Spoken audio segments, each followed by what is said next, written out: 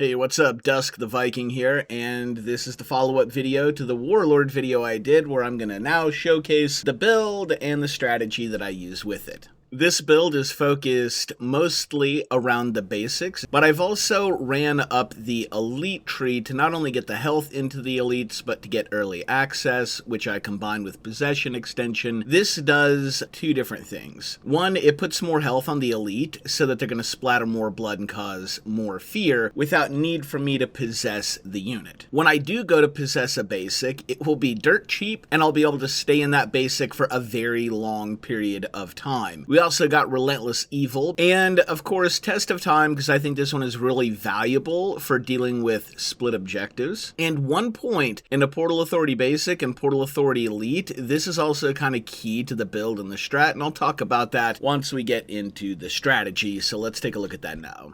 We're just going to use the tutorial to walk through this because it's pretty straightforward. So basically, you're always going to want to level up traps to tier 3 first because it's plus 60% fear and it spawns an elite, which is going to do more fear. It's just a big fear bomb, so that's going to be your go-to for early game harass. If you can't get survivors to walk into a trap, you might try summoning some basics to tie them up into a combat so that you can hit them with a demonic dash, get their fear up that way, and then walk them into a portal. You know, if you just can't get the survivors into a portal, that's when you maybe want to trap chests with the ash hand instead of the mini ashes to get that early like fear spam snowball started, because it's 300 XP to possess a survivor. It's 500 to down them. So that's your early game in a nutshell. When it comes to mid game time for your objectives, this is where if you can, you're going to want to trap up the area around the objective. In other words, the place where they're going to go resupply after you get done kicking the snot out of them. But now let's get down to the actual objective. There's a very specific setup that you really want to utilize with Warlord, and that is to get a proximity portal for your basics and a proximity portal for your elite down. And what you want to do is wait for the survivor to approach. Let's say the light here, let's say this is Pages, okay? And then that's a survivor, and the survivor is going to come in and get Pages. Before they get here, if you are level 10 and you have your boss available, you're going to press Q and you're going to summon in Henrietta right before they hit the proximity portals.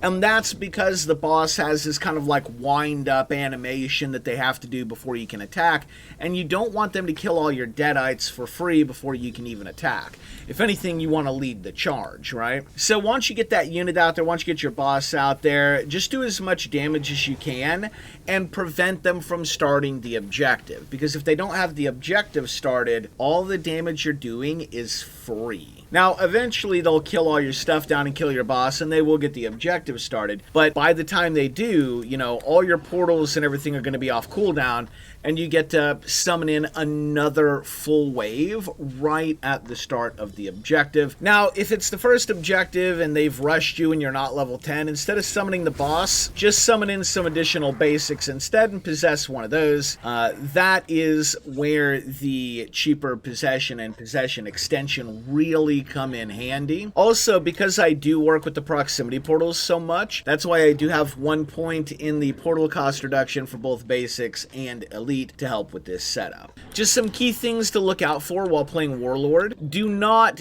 get tunnel visioned onto a survivor that's made it to like a railing that they can vault over and over again. You're not going to catch them. They're going to waste your time. Break off and go trap up the objective, right? There are things that you can do that are going to have a much bigger impact on the game than chasing some survivor around. So don't let the survivor outplay you. Now, let's talk about a couple of variations on the build that you might want to make because maybe your playstyle is just a tad different than mine. There are some people that won't want to spec this heavily into the elite tree, and that makes a lot of sense, and instead you might want to roll this all the way back to just hemophobia. And if that's the case, then you might want to go ahead and come down here and get yourself greater capacity for evil. That will make it easier to set up proximity portals, and then maybe even go 2 out of 2 into these portals as well to make it even easier to set up those proximity portals. Another thing you could do is if maybe your timings set set up in a way and you don't need the Relentless Evil cooldown, and instead you want to go ahead and put it into heavy damage on your elites, or you want to put it in portal cooldown somewhere. I think that's also a pretty decent change up to the build, and who knows, I might make these change ups later myself. Anyway, that's the build and the strat. Thanks for watching.